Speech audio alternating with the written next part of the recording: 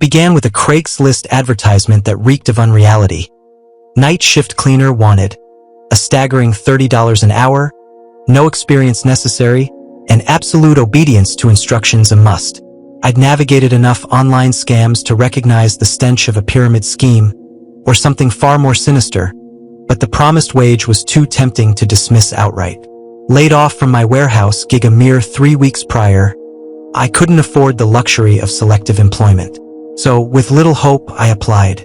To my astonishment, an invitation to interview arrived within the hour, summoning me to the antiquated Crescent Mall Theater, the forgotten relic eclipsed by the downtown multiplex. The place was wrong. No vibrant posters screamed the latest releases.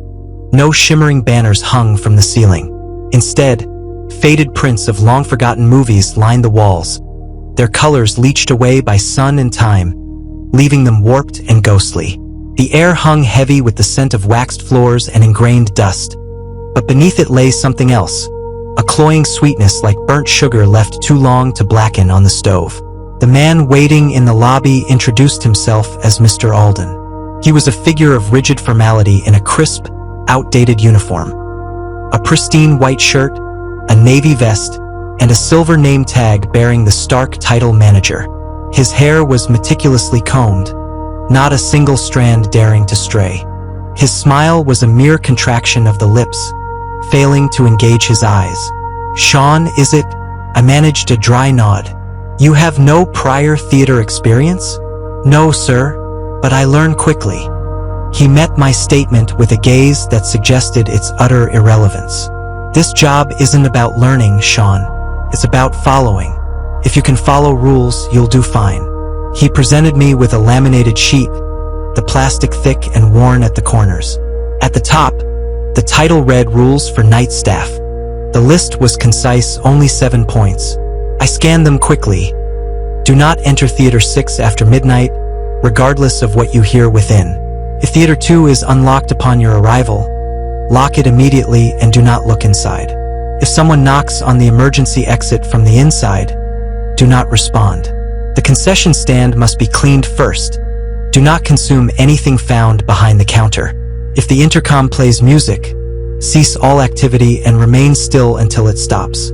There is no Theater 9. If the screen in Theater 4 activates on its own, sit and watch. Do not leave until the movie concludes. "Is this some kind of joke?" I asked, forcing a nervous laugh that died in the stale air. Mr. Alden remained impassive. "You will find cleaning supplies in the janitor's closet near Theater 1. Your shift commences at 11 p.m. sharp. You will depart at 6 a.m. unless stated otherwise. Never enter any theater during a movie." That was it. No forms to complete, no orientation, no HR formalities, merely a set of bizarre rules and an elderly man who required me to sign a single page. My name, the current date, and the declaration. I understand the rules provided. My first shift passed without incident, all things considered. The place was eerily silent, almost lifeless. I mopped the sticky tiles in the front lobby, wiped down the counters, and vacuumed the threadbare carpets. I meticulously avoided the theaters as instructed, though I couldn't resist a furtive glance into Theater 3. It was empty, rows of cracked red seats facing a blank screen, devoid of anything overtly unsettling. By 5:45 a.m., I stood in the lobby, my jacket on, keys in hand. Mr. Alden remained unseen. I simply let myself out, secured the building, and returned home. The second night unfolded similarly, yet something had shifted. Theater 2 stood unlocked when I arrived. The rule flashed in my mind. Lock it immediately and do not look inside. The door was ajar, a sliver of an inch. A faint blue light pulsed from within, flickering like a failing fluorescent. I hesitated, my breath catching in my throat.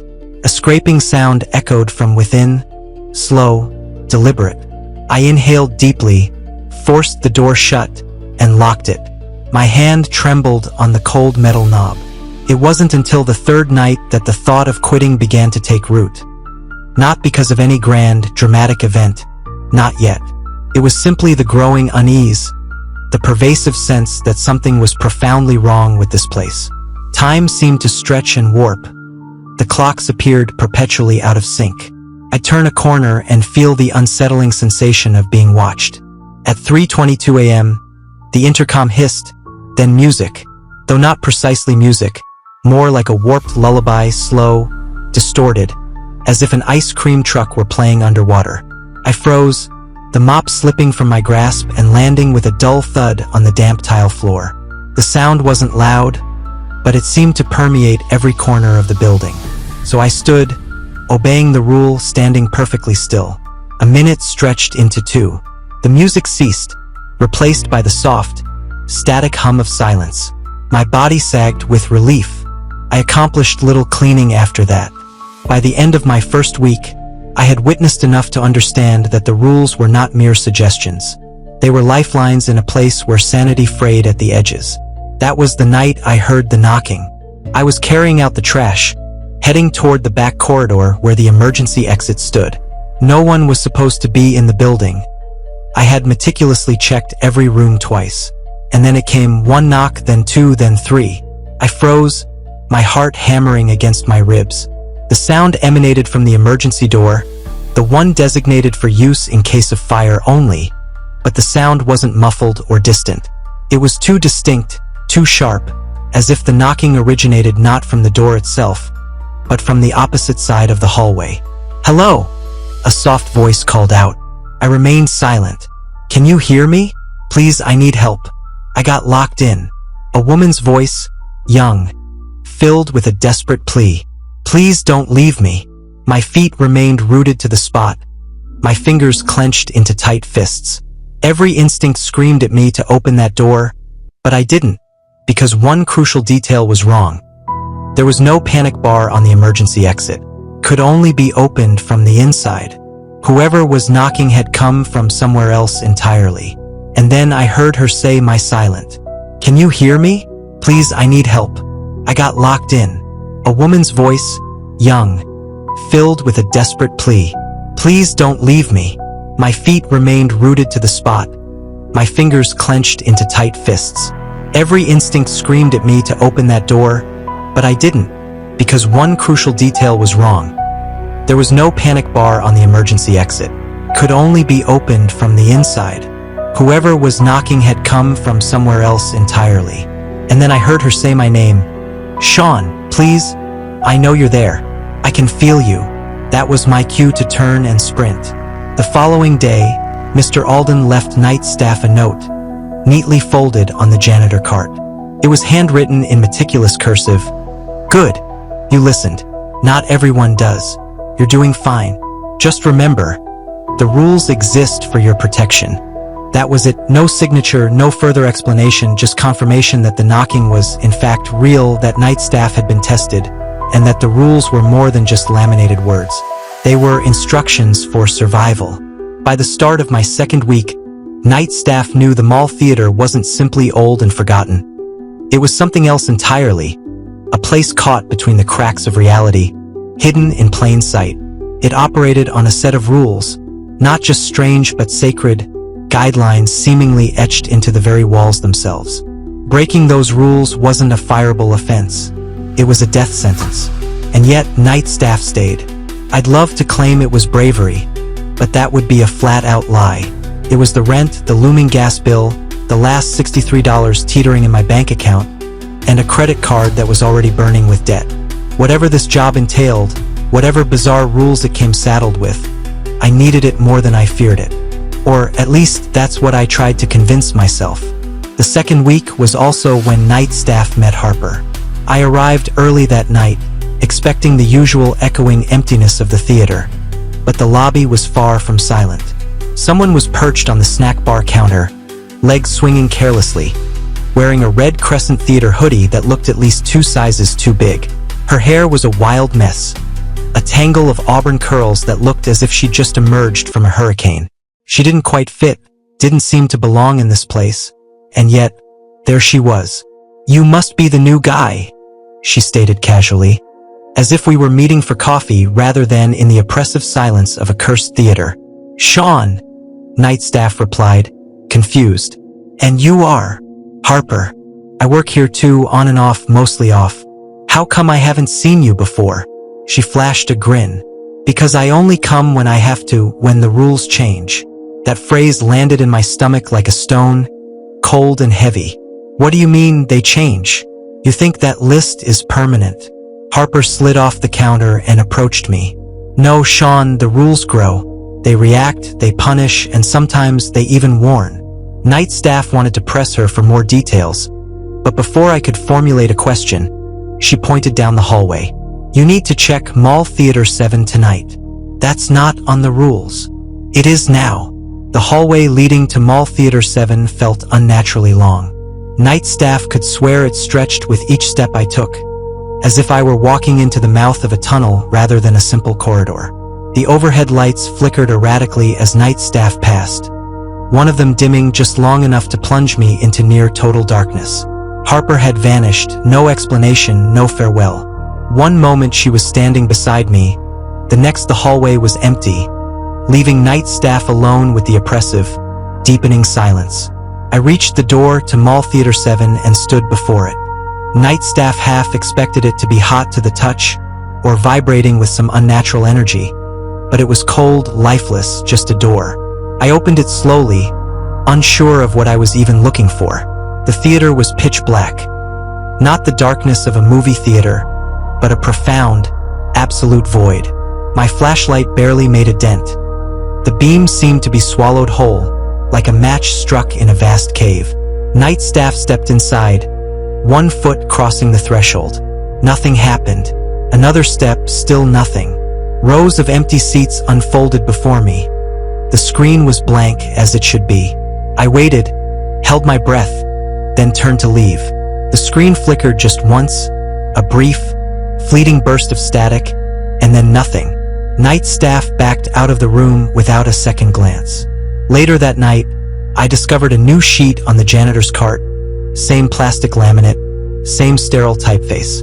Rule 8. Do not enter Mall Theater 7 unless instructed. If you do, exit immediately when the screen flickers. Do not wait for the second flicker. It hadn't flickered again. Night staff sat on a bench in the lobby and stared at the sheet. 8 rules now. They really did change. The Mall Theater was watching, learning, somehow evolving. That was far worse. On Thursday, night staff broke a rule, not on purpose. That's what I keep repeating to myself. But that rationalization doesn't really matter, does it? It was 4:15 a.m. I had just finished cleaning the restrooms when I passed Mall Theater 4. This door was ajar. Night staff peeked inside. The screen was illuminated. A grainy, sepia-toned film played on a continuous loop. A man sat at a table in a small, gray kitchen. He wasn't doing anything, just sitting, staring straight ahead, occasionally blinking. The audio consisted only of soft, persistent static. Night staff froze. Rule 7. If the screen in Mall Theater 4 turns on by itself, sit and watch. Do not leave until the movie ends. My feet began to move before my brain could catch up. Night staff walked into the room and found a seat right in the center.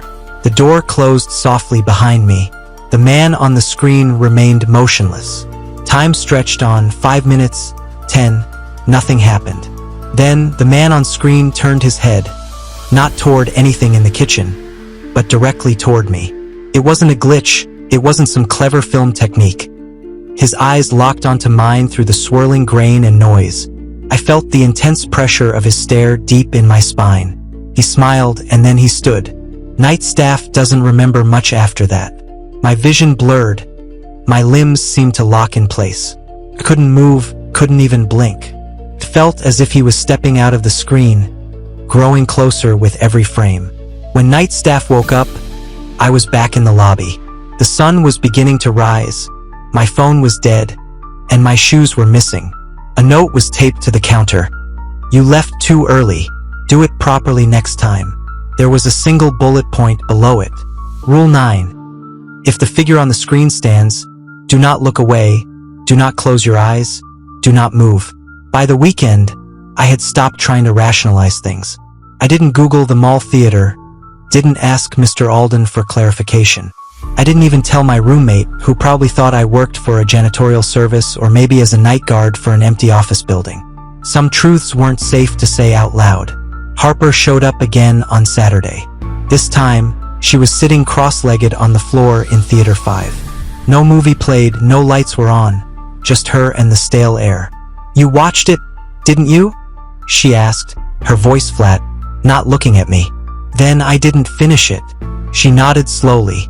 "Then it's gonna keep showing up, different places, different screens. It wants you to finish." "What happens if I do?" She tilted her head, a flicker of something unreadable in her eyes. "No one knows." "How do you know all this?" She didn't answer, just stood and left. Her footsteps didn't echo in the vast space. I was alone again, the silence heavy around me. I found the man from the screen again 2 nights later, this time in the reflection of the popcorn machine. He stood behind me, pale, utterly expressionless, his features blurred in the glass. I didn't turn around, just lowered my gaze, stepped back slowly, and walked away. I didn't run, didn't scream. I just followed the rule I hadn't seen written yet, but somehow understood instinctively. If you see it outside the screen, ignore it. I left that shift early, just walked out at 5:30, the job unfinished. There was no punishment that night, no reprimand, just a creeping sense of dread.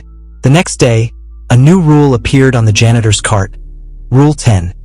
If you see the figure from Theater 4 elsewhere in the building, do not engage, do not speak, do not acknowledge.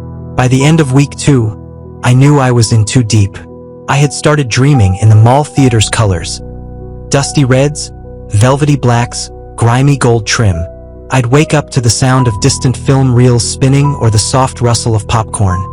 Even though my bedroom was still and silent, the only sound my own ragged breathing. Something was changing in me, twisting something vital. I could feel it in my bones. My nerves weren't wired the same way. My fear had evolved, mutated into something colder. It wasn't about ghosts or monsters anymore. It was about patterns, about attention, about being seen. The mall theater wasn't haunted. It was aware, and it had started watching me back, its gaze a constant pressure. There's a moment in this job when fear stops being loud, when the primal scream fades. It doesn't scream in your ears anymore or turn your legs to jelly every time a light flickers. It becomes something quiet, something that waits, like stale air in a sealed room, pressing in slowly, reminding you every second that you don't belong here, that you're trespassing. That was week 3 for me. No jump scares, no violent confrontations, just the building breathing deeper, watching more closely, assessing. And the rules, they didn't just change. They started reacting to me, twisting around my actions. On Monday, I found a notebook in my locker. I didn't put it there, and no one said anything about it. Just a plain black journal with no title and a leather cover that felt wrong. Almost too warm to the touch, like fevered skin. Inside, someone had handwritten a rule in red ink, the script frantic and uneven. Rule 11.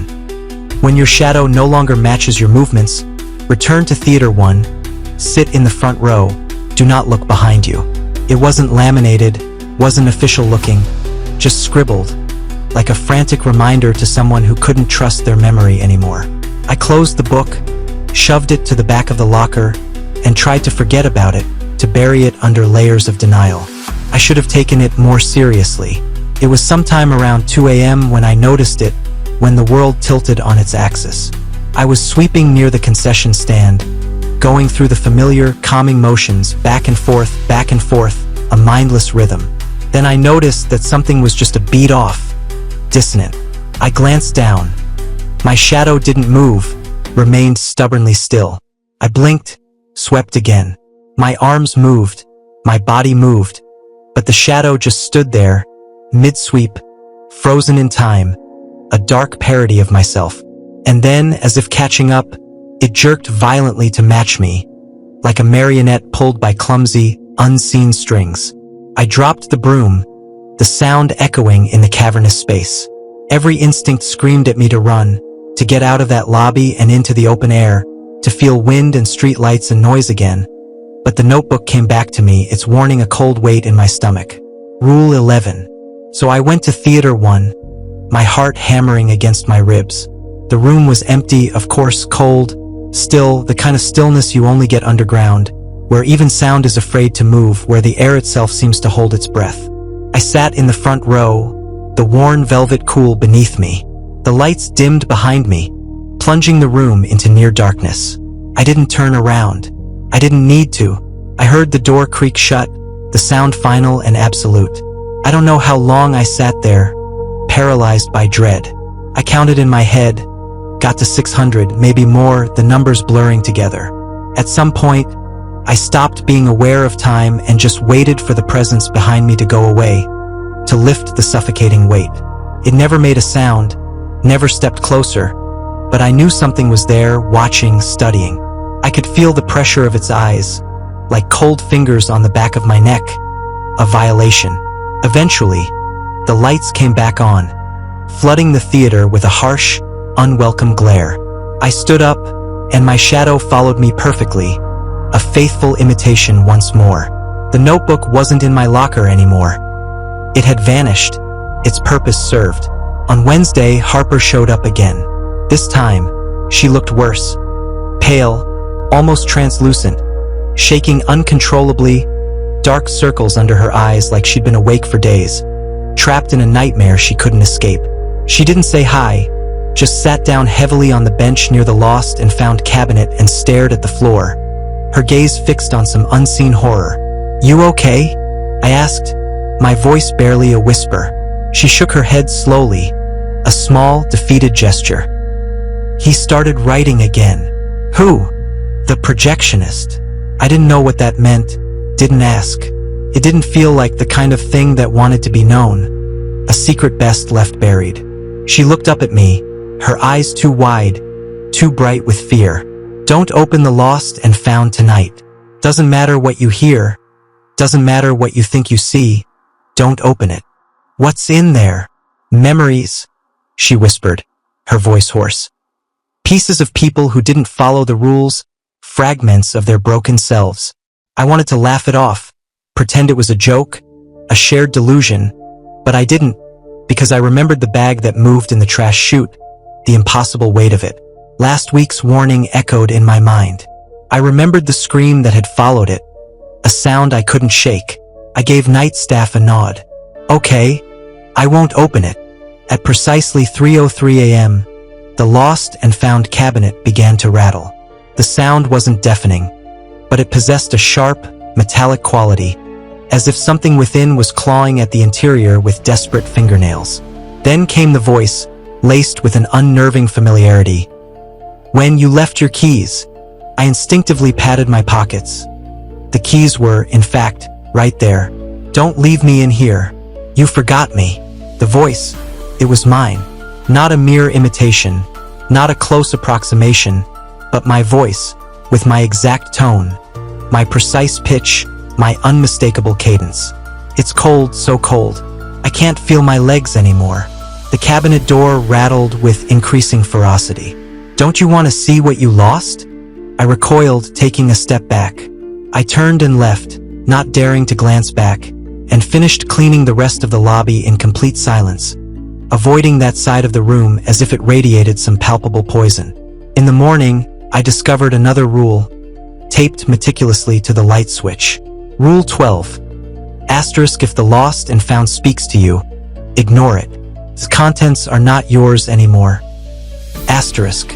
On Thursday night, the projector in my Theater 6 flickered to life of its own accord. This was no longer an unusual occurrence, but what followed was deeply unsettling. Instead of a movie, or even a film reel, it began to play a home video. The footage was grainy, as if captured on an old handheld camera, aimed shakily at a child's birthday party. Balloons, streamers, a table laden with cake, and a little boy blowing out candles while unseen people clapped and cheered. The boy, I realized with a jolt, looked eerily familiar. It was me. I stood rooted to the back of the theater, a sense of dread creeping over me. The camera panned around the room, briefly capturing glimpses of my childhood home. My parents, my sister, all laughing, all alive, untouched by the cruel passage of years. Then the image glitched, just for a heartbeat. The lights flickered in the theater. The screen pulsed. When the image stabilized once more, the party was gone. The room on the screen was empty, the same setting but aged, decayed, abandoned. The walls were cracked, the balloons deflated and drooping. The cake was covered in a swarm of flies, and someone stood in the corner, facing resolutely away from the camera. I left. I didn't linger to see what transpired next. On Friday, night staff was nowhere to be found. Her nameplate on the old staff roster near the office door had been violently scratched out with a thick red marker. I inquired about her to Mr. Alden. He simply blinked, his expression blank. Who? Night staff. She said she worked here. You must know her. He frowned slightly, then looked past me, his gaze fixed on the hallway. There hasn't been a night staff on staff since 2016. What happened to her? She broke a rule. Which one? He gave me a look, a cold, unsettling stare that stopped me in my tracks. The one we don't write down. That night I was alone in the mall theater. The building felt colder than ever, the air heavier, almost oppressive. The rules no longer felt like simple guidelines. They felt like a countdown, a prelude to some inevitable doom. Near the end of my shift, the lights in the lobby dimmed, casting long, distorted shadows. A buzzing sound filled the air, a low, persistent drone like static crawling across glass. I turned and saw my reflection in the ticket counter window, but it didn't move.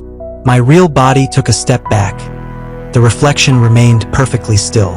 Then, slowly, impossibly, it smiled, not a mere smirk, not a subtle twitch, but a wide, unnerving grin that stretched impossibly far, revealing teeth too sharp, eyes too wide, too knowing. I blinked, and the reflection was gone. No sound, no movement, just my own wide-eyed, horrified face staring back. There was no rule for this. I went home early again, didn't bother to clock out, didn't leave a note. When I returned the next night, there was a new sheet taped to the janitor's cart. Rule 13. Asterisk: if your reflection smiles without you, leave. You are not alone. Asterisk. By the end of the third week, I wasn't merely afraid of dying. I was afraid of being remembered by this place, of it etching me into its walls, its screens, its cursed little rooms, of becoming part of the grainy footage, part of the whispering, part of the rules themselves. Because the longer I stayed, the clearer it became. This place didn't simply punish rule breakers. It kept them, it absorbed them, it made them its own. It was during the fourth week that the mall theater stopped pretending, stopped with the subtle hints and the veiled threats. By now, I could navigate its labyrinthine halls with my eyes closed, dodge its insidious tricks with something approaching instinct. The rules weren't just rules anymore. They were second nature, ingrained into my very being. I knew when to freeze, when not to look, and when to sit down and watch until the movie ended, no matter what unholy screams erupted from behind my seat. I knew how to listen for the lie in a voice calling my name from the wrong side of a locked door. I knew how to survive, at least in the most basic sense. But survival wasn't enough anymore. The mall theater wanted more. It started subtly, almost imperceptibly. The walls began to shift, to move not visibly, not with dramatic quakes or earth-shattering groans. They shifted like thoughts drift, like half-formed memories flickering at the edge of consciousness. One moment I was walking past my Theater 3, and the next it was my Theater 5. The hallway I just traversed behind me would vanish when I turned back, replaced by one I hadn't used in years, its very architecture alien and unsettling. Doors that had once been bricked shut were suddenly open, beckoning with unseen promises and unknowable horrors. Signs flickered between languages I didn't understand, cryptic symbols that seemed to writhe before my very eyes. One night, as I stood at the concession stand, the air was thick with the unmistakable scent of seawater, salty and briny. Another time, it reeked of rot, a cloying, sickeningly sweet odor that made my stomach churn. And once, I swear, the popcorn machine was full of teeth, grinning up at me with silent menace. The notebook returned, its black cover familiar, the too warm leather unnerving to the touch. It was sitting on the stool in the projection booth, waiting for me. I opened it with a sense of grim resignation. This time, there were 3 new rules scribbled in frantic, almost illegible handwriting. Rule 14. If the marquee outside displays a movie you recognize from your dreams, do not enter that theater. Rule 15. If the projector in Theater 1 plays footage from the future, do not tell anyone what you saw. Rule 16. Asterisk, if you see yourself inside the building while you are still inside the building, leave immediately. One of you is not supposed to be there. Asterisk. I tried to tell Mr. Alden about the walls moving, about the creeping, unsettling changes to the very fabric of the building. He just nodded slowly, his eyes distant. It does that sometimes, he said, his voice flat. Shouldn't that concern you? I asked, incredulous. He sighed, a deep, weary sound. The mall theater's not a place when it's... He trailed off, then resumed. An agreement. We break it more often than we realize. With whom? I asked, a knot forming in my stomach. He didn't answer, his gaze already drifting back to the decaying film reels stacked precariously behind his desk. A silent testament to forgotten stories. Friday night, I shattered Rule 14. It wasn't deliberate, not a conscious act of rebellion. I didn't even register it until I was already swallowed whole. Theater 8's door yawned open. An invitation whispered on a breath of music. Soft piano chords that promised oblivion. The kind that made you feel as if you were slowly sinking into sleep beneath the comforting weight of a weighted blanket. I stepped inside, unthinking, drawn by the siren song. The screen flickered to life, displaying my apartment, not just any fleeting glimpse, but the precise angle I beheld each morning when my eyes fluttered open. The rumpled bed, the oscillating fan that clicked with rhythmic insistence because I could never be bothered to tighten it, the faded poster clinging to the wall, its corners peeling like sunburnt skin. A figure lay in the bed. It was me. I recoiled, a primal instinct screaming at me to flee. I turned to escape. The door was gone, vanished as if it had never existed, replaced by a cold, unyielding wall. I backed away from the screen, my breath catching in my throat, my heart hammering against my ribs like a trapped bird. On the screen, the figure in the bed stirred, a slow, deliberate movement that sent a fresh wave of icy dread through me. It reached for the nightstand, its hand a ghostly pale imitation of my own, picked up a phone, and answered it. There was no ring, no discernible call, yet it nodded, its head bobbing in silent acknowledgement as if listening to a voice only it could hear. Then it turned, its gaze piercing the fourth wall, and faced the screen. It smiled, a chilling, unsettling expression that didn't belong on my face. I blinked, and the lights extinguished, plunging the theater into absolute darkness. I woke up in Theater 3, alone, disoriented, no movie playing, no sound to break the suffocating silence. I fumbled for my phone. 6 missed calls, all from my own number. Saturday night, night staff Alden wasn't in his office. The light cast a sickly yellow glow, but the room was empty, devoid of his presence. His desk was unnaturally clear. The drawer that housed the rules was open and empty. His coat was gone, leaving only the faint scent of mothballs and despair. No note, no sign of struggle, just an unnerving absence that hung heavy in the air. I checked the building from top to bottom, from the dusty projection booth to the cluttered storage rooms, through theaters 1 through 8, each one a tomb of forgotten dreams. He wasn't there. But then Theater 9 was. You remember Rule 6, right? There is no Theater 9. Yet, at the end of the east hallway, where a broom closet had always stood, a new door had materialized, large, black, the number 9 painted on it in stark white. The paint was fresh, wet, almost glistening under the dim hallway light. I didn't dare touch it, just stood there, paralyzed, staring at the impossible. Behind the door, something breathed, a long, slow, deliberate inhalation and exhalation that resonated with an unnatural power. I retreated, stumbling back to the lobby. Crescent Harper was there, a ghost in the flickering fluorescent light. I hadn't seen her in over a week. She looked gaunt, hollowed out, as if she had been drained of all vitality. "You found it," she said, her voice a raspy whisper. "Theater 9. She nodded, her eyes vacant. "It wasn't supposed to open yet." "Where is Night Staff Alden?" She looked toward the hallway, a flicker of fear in her eyes. "He made a deal." "What kind of deal?"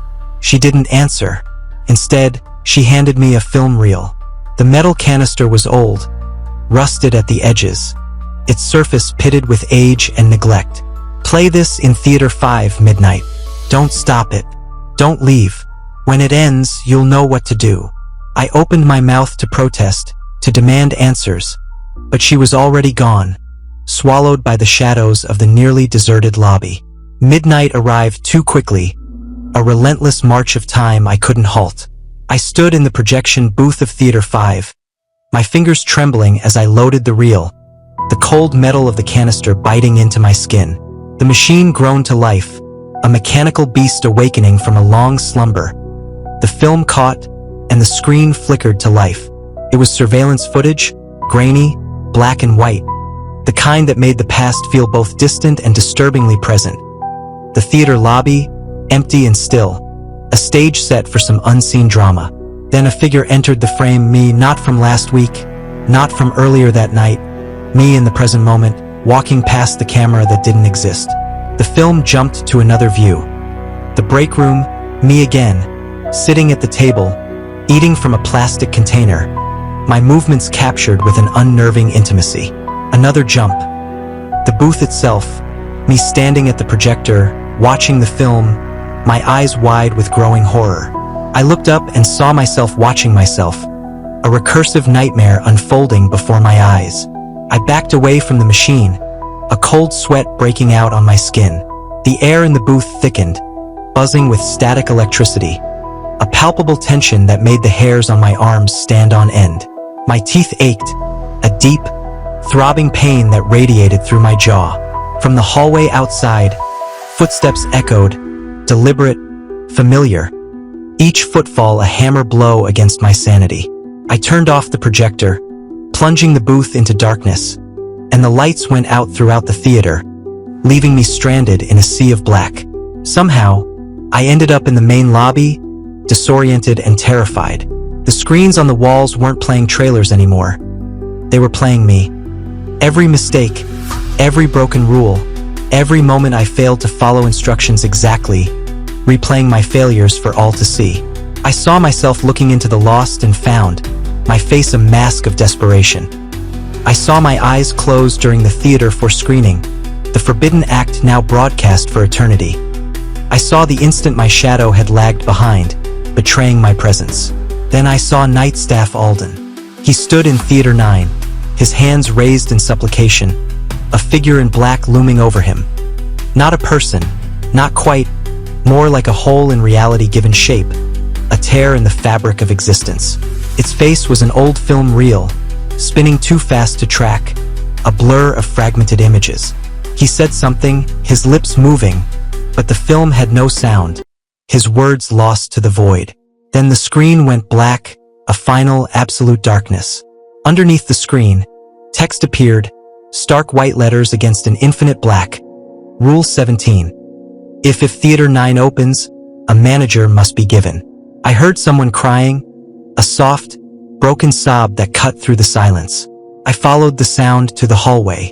Crescent Harper was crouched against the wall, her head buried in her hands, her body racked with silent grief. "It wanted him," she whispered, her voice muffled. "He thought giving himself would close the door again, but it never wanted just him. What does it want?" She looked up at me, her face streaked with tears, her eyes filled with an unbearable sorrow. "It wants an audience." That night, I dreamed of endless rows of seats filled with people who didn't move, their eyes wide and unblinking, their faces blank and expressionless, all watching me, judging me. I stood on a stage with no script, no lines, just a single spotlight that burned too hot, searing my skin.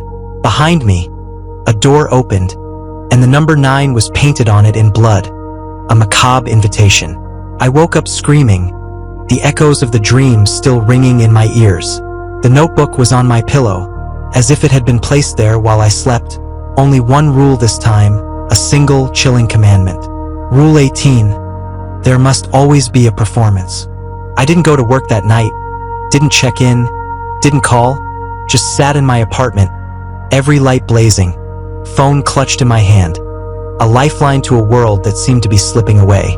At 12 a.m., my TV turned on, no remote, no signal, just static, a blinding white noise, then my face, distorted and terrified, then the theater, empty and silent, then if Theater 9, waiting, always waiting.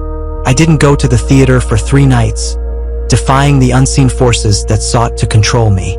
Each time the clock hit midnight, something happened, a subtle but unmistakable intrusion into my reality. My TV would turn on, static, then a single frame of If Theater 9, always the door, never open, never shut, just waiting, a silent threat hanging in the air. My phone would buzz with calls from unknown numbers.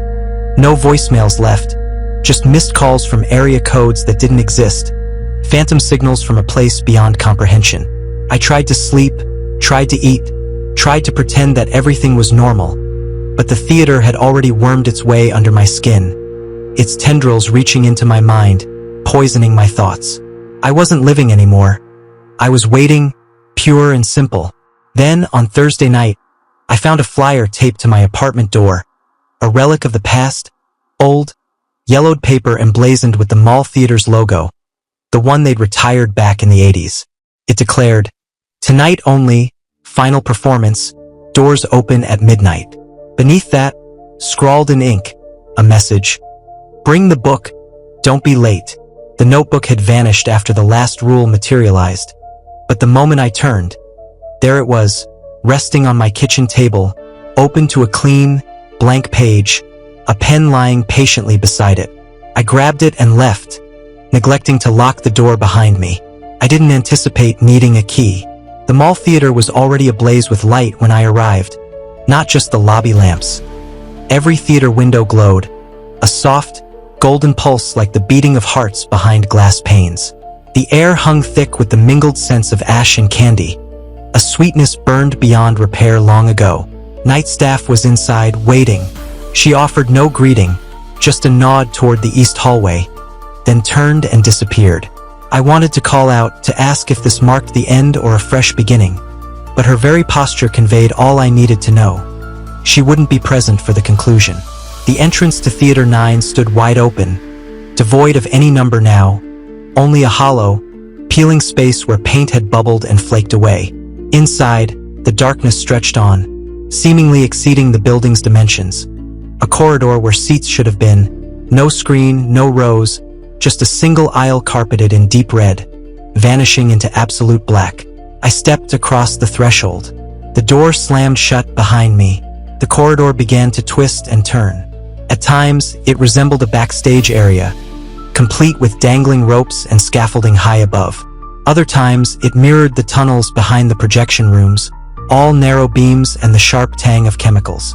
Once, I could swear I traversed my own childhood bedroom, right down to the peeling glow in the dark stars still clinging stubbornly to the ceiling. Everything flickered, like a restless hand changing channels with manic speed. And through it all, I clutched the notebook. Its pages turned as if of their own volition. Sometimes I saw words materialize, sometimes drawings. One page displayed the lobby precisely as I remembered it on my very first day. Another revealed the same room years into the future, consumed by creeping vines and rot. Yet another held only a single sentence. "You are both the actor and the stage." Eventually, the corridor spilled into a vast auditorium, far larger than it had any right to be, larger than any building in this entire town could possibly contain.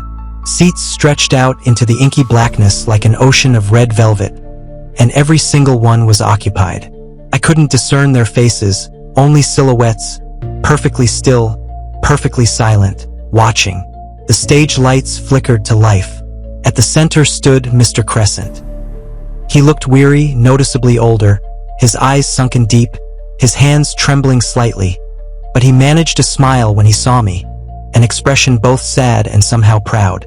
"You came," he stated. "I didn't have a choice in the matter." "None of us truly do," he agreed. He extended his hand. I gave him the notebook without hesitation. He flipped to the final page, then carefully passed the pen to me. "Write the last rule." I glanced down. The page was utterly blank. My hand trembled uncontrollably. What am I supposed to write? Mr. Crescent retreated into the shadows. Write what you have learned. Write what must follow. This is your theater now. I wanted to scream, to demand answers, but I knew it was futile. The crowd waited patiently. I bent down, the pen feeling impossibly heavy in my grasp. I wrote, Rule 19. When the curtain rises, you must perform, even if you don't remember the lines. The instant the pen lifted from the page, the stage lights exploded in a blinding flash. The notebook erupted into flames in my hands, the pages curling into ash that sifted between my fingers. The crowd applauded, not wildly, just once, in perfect, unified rhythm. And then, finally, the curtain rose. What transpired next defies simple description.